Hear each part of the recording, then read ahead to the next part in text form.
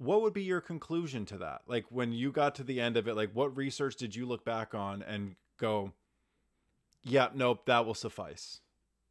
As far as my mediumship, As far as like the connection that either something exists beyond this physical material life, or, and like just the things that kind of like as you started getting into mediumship, because I think there you have to believe in, obviously I do also believe there are people out there that don't, and they just like the money of it and they can do whatever they want, oh but yes. I don't feel that way with you and the community you surround yourself with.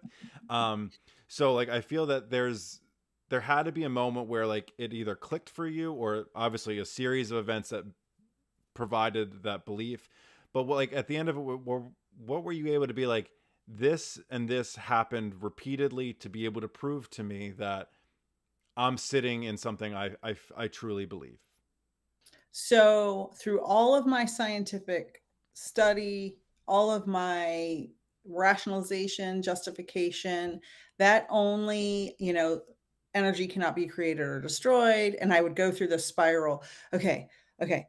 When I die, my consciousness can't go away because it's made of energy and energy cannot be created or destroyed. And I'd go through this many times. I went through that many times, and I'd feel better temporarily only, no matter how many scientific facts I could read, no matter how many papers I read, how much research I did. Nothing ever made me feel like it was real until I became a practicing medium. And it's not just because I was a practicing medium, because like you said, some of them were just making stuff up. It was when I got evidence that was so bizarre and weird and like, how did I know that?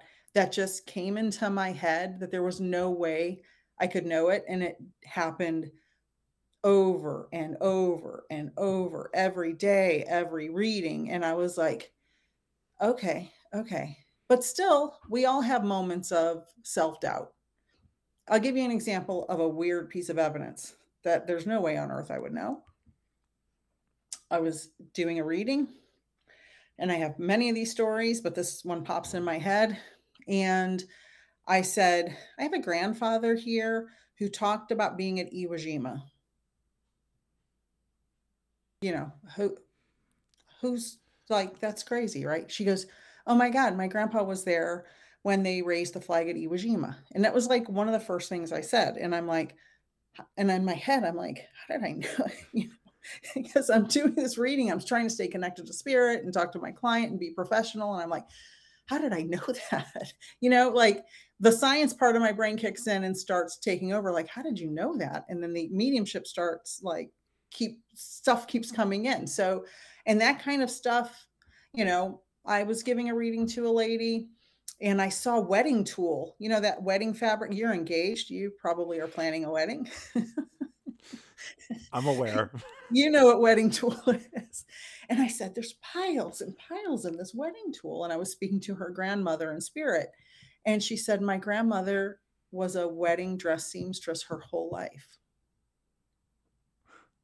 Nobody's posting about grandma's wedding dress business on their Facebook page. It's not, there's no reason I should know that or could guess that. There's not. Like there weren't a lot of our soldiers at Iwo Jima. Like there weren't like a million people there. You know? And even if there was, that's still a small number, not knowing how old your sitter was. And like those kind of like it, once again, the logical mind, it tries to come Yeah. in and solve all of the problems instead of just being like, hey, you have a connection here. That's the explanation. Like, Like sometimes I'll tell my clients, oh, you had a really close relationship with your grandmother and blah, blah, blah. And they were so nice. And I feel like they kind of give me the side eye, and I'll remind them, not everybody had that. I had two very mean grandmothers that I was not close to either of them at all. Spent very little time with either of them. So if a medium told me that I had a good relationship with my grandma, I'd be like, yeah, I want my money back. Because because every family dynamic is different.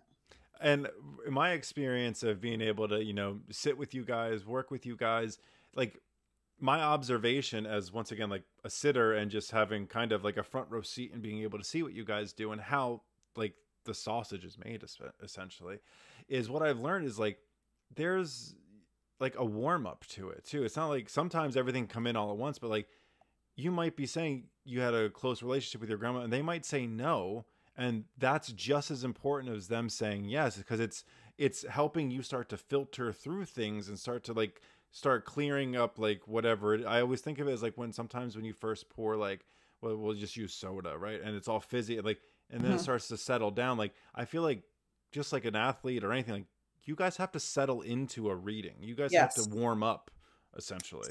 So yeah, a lot of times we do, and it depends, like, also what were we doing earlier in that day. Like, I always come in my office an hour before my readings because I usually do a bunch in a row. I come in, I do my meditation, I do my little, put my makeup on and blah, blah, blah. And some readings will start and I'll get 20 pieces of evidence immediately. It's like the person sitting here talking to me, and it's great. And I love it. But then the next reading, I have to warm up even though I just did a reading, because not every spirit communicates clearly, and it might just be with me. They could go to another medium and have a totally different experience because I have my frequency, they have their frequency, and the sitter has their frequency too. Um, Sometimes a sitter's really nervous, and then it makes me nervous because I can feel that, and I'm like, oh no, I don't want to disappoint. My biggest fear is disappointing my client. That's my biggest fear. So I get like, I block myself or sabotage myself sometimes because I'm so worried that I'm going to do a bad reading. And I don't want to do that. I always want to make my clients feel better at the end of every reading than when they got to my reading.